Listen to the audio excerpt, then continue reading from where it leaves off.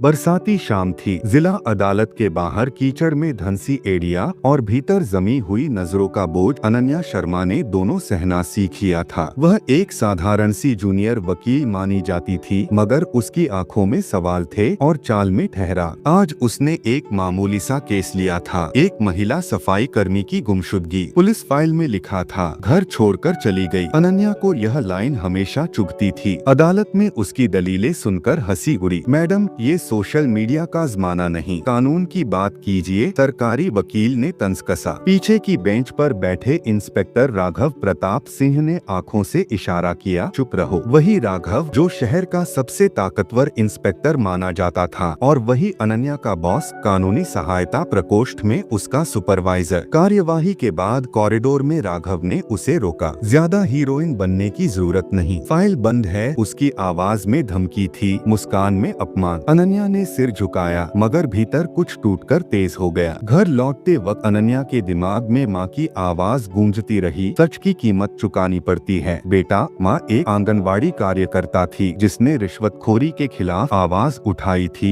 और तबादले झेले थे। पिता एक रिटायर्ड क्लर्क, चुपचाप अखबार मोड़ते रहते। घर में पैसे की तंगी थी, भाई की पढ़ाई रुकी हुई, समाज की मार, परिवार की उम्मीद, सब एक साथ। अगले दिन अनन्या ने सफाई कर्मी के मोहल्ले का रुख किया। वहाँ की औरतों ने पहले दरवाजा नहीं खोला, फिर एक बच्ची ने कागज का टुकड़ा थमा दिया, एक नंबर और 2 शब्द, गोदाम रात। अनन्या का दिल धक धक करने लगा। उसने कानून की किताबें नहीं, जमीन की भाषा सुनी। रात को पुराने गोदाम में उसे कुछ ट्रकों के नंबर मिले और एक रजिस्टर जिसमें ठेके, कमीशन और एक नाम बार बार लिखा था, शिवराज चौहान ठेकेदार, साथ में पुलिस की मुहर। अनन्या ने तस्वीरें ली, तभी पीछे से आवाज आई, तुम्हें यहाँ किसने भेजा? राघव प्रताप सिंह। वह करीब आया, तुम्हारी औकात नहीं इन चीजों में हाथ डालने की। उसने रास्ता रोका, कंधे पर हाथ रखा, असभ्य, सत्ता से भरा। अनन्या ने खुद को छुड़ाया, हाथ हटाइए इंस्पेक्टर। उसकी आवाज स्थिर थी। अगले दिन अखबार में खबर छपी, सफाई कर्मी के परिवार ने शिकायत वापस ली। शाम को अनन्या को नोटिस मिला,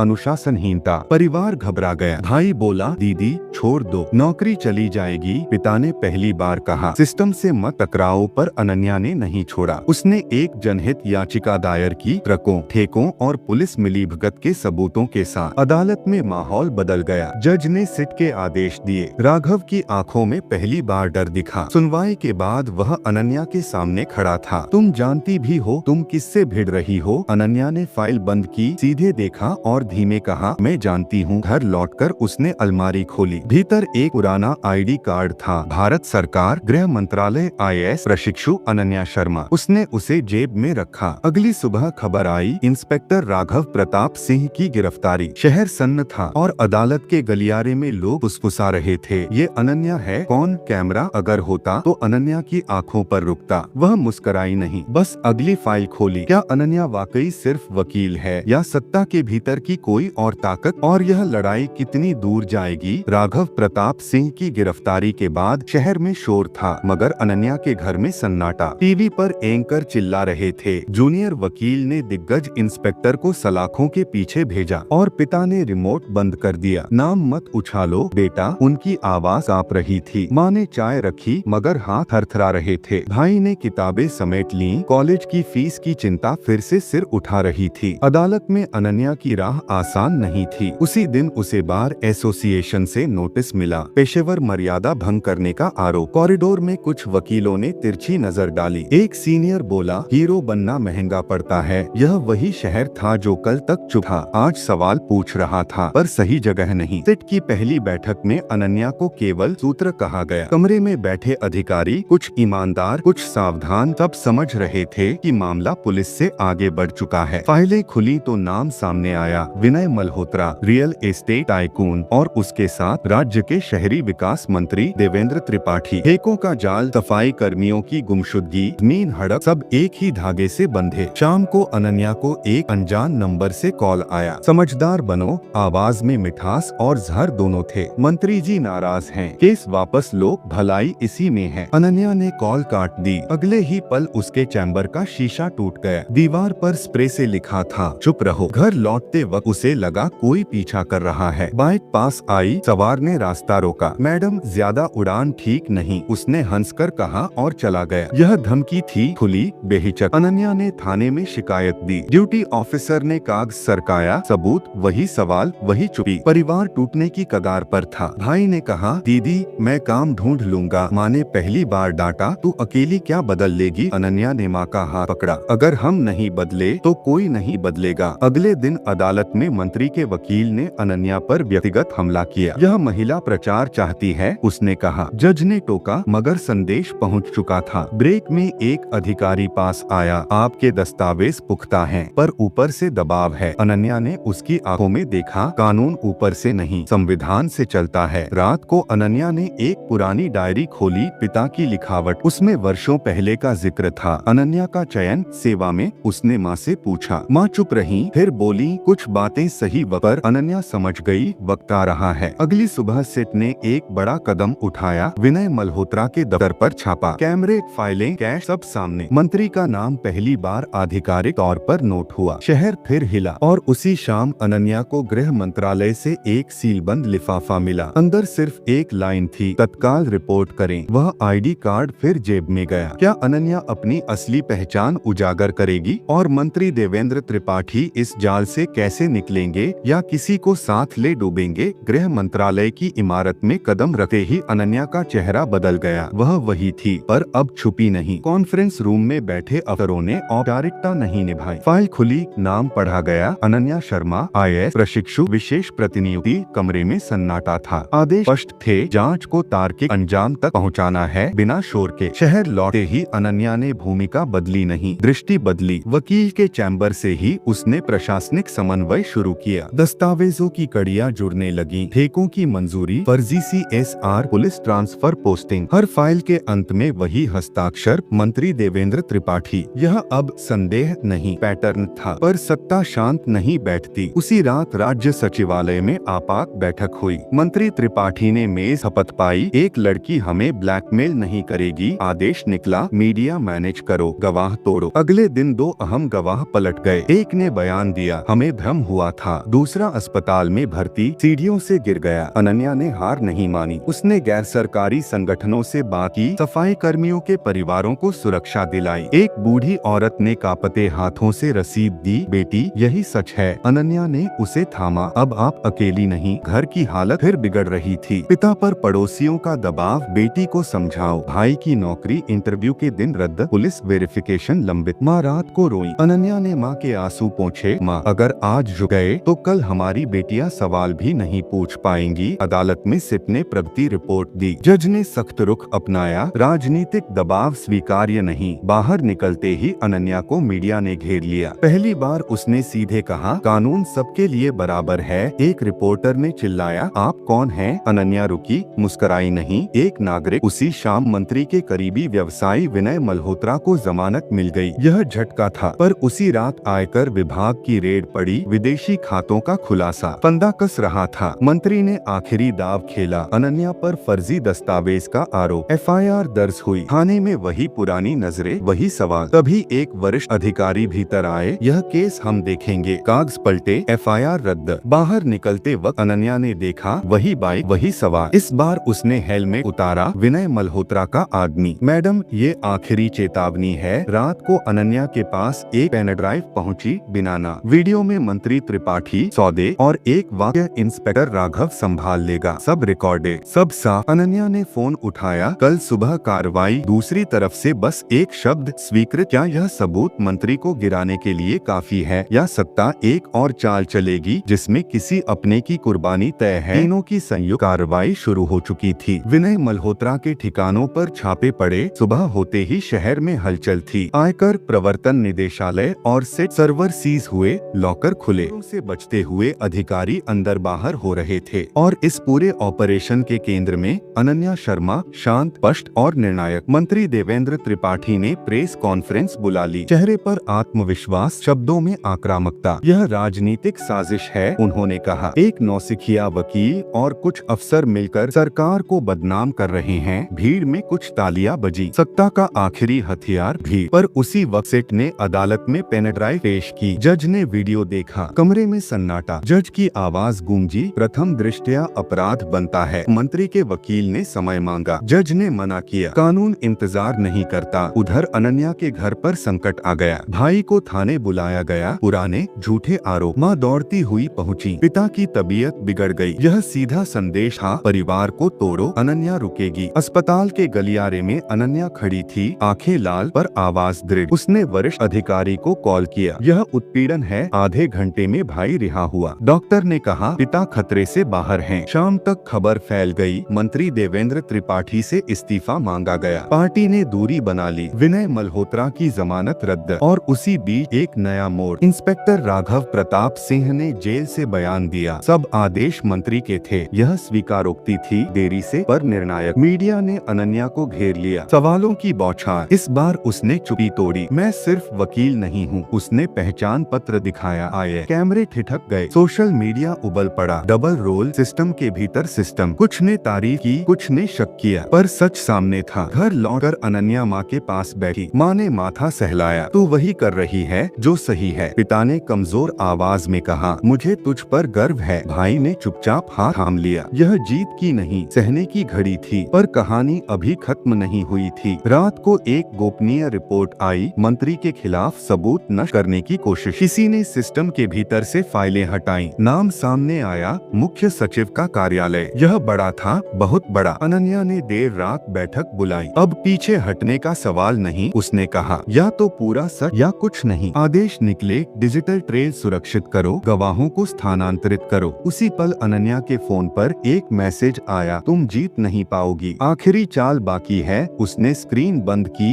खिड़की से बाहर देखा। शहर की बत्तियां टिमटिमा रही थीं, जैसे सच के इंतजार में। क्या यह आखिरी चाल अनन्या के अपने विभाग से आएगी? और क्या सच की कीमत इस बार किसी अपनों की कुर्बानी होगी? रात गहरी थी, पर अनन्या के दफ्तर में रोशनी जल रही थी। आखिरी चाल अब सामने आ चुकी थी। मुख्य सचिवालय से आई गोपनीय सूचना के मुताबिक डिजिटल सर्वर से कुछ अहम फाइलें डिलीट करने का आदेश दिया गया था। राष्ट्रीय सुरक्षा का हवाला देकर। यह वही बहाना था जिससे बड़े अपराध छोटे हो जाते हैं। अनन्या जानती थी यह सिर्फ मंत्री को बचाने की कोशिश नहीं, सिस्टम की साख का सवाल है। उसने तुरंत एक स्वतंत्र फॉरेंसिक टीम बुलवाई। सर्वर इमेजिंग शुरू हुई। हर सेकंड कीमती था। तभी कॉल आया, मुख्य सचिव। स्वर ठंडा, आदेश सख्त, इस ऑपरेशन को रोकिए। अनन्या ने जवाब दिया, कानून के तहत चल रहा है। दूसरी तरफ खामोशी छा गई। सुबह होते होते फॉरेंसिक रिपोर्ट आ गई। डिलीटेड फाइलें रिकवर हो चुकी थीं। उनमें स्पष्ट आदेश थे, ठेकों की मंजूरी, पुलिस पोस्टिंग और सबूत न करने के निर्देश। हस्ताक्षर मुख्य सचिव के कार्यालय से जुड़े अधिकारी के। यह अब व्यक्तिगत भ्रष्टाचार नहीं, संस्थागत दुरुपयोग था। अदालत में विशेष सुनवाई हुई। जज ने सख्त लहजे में कहा, संविधान किसी पद से ऊपर नहीं। मंत्री देवेंद्र त्रिपाठी की गिरफ्तारी का आदेश हुआ। मुख्य सचिवालय के 2 वरिष्ठ अधिकारियों को निलंबित किया गया। विनय मल्होत्रा के विदेशी खातों पर रोक लगी। इंस्पेक्टर राघव के बयान की पुष्टि हुई। सारी कड़ियां जुड़ चुकी थीं। बाहर जनता थी, कुछ नाराज, कुछ आशावान। अनन्या मीडिया के सामने आई। सवाल तीखे थे, आपने सिस्टम के भीतर रहकर सिस्टम को चुनौती दी, क्या यह सही है? अनन्या ने शांत स्वर में कहा, सिस्टम लोगों से बनता है। अगर लोग डरेंगे तो सिस्टम डराएगा। अगर लोग खड़े होंगे तो सिस्टम सुधरेगा। घर पर सादगी से खाना बना। माँ ने कहा,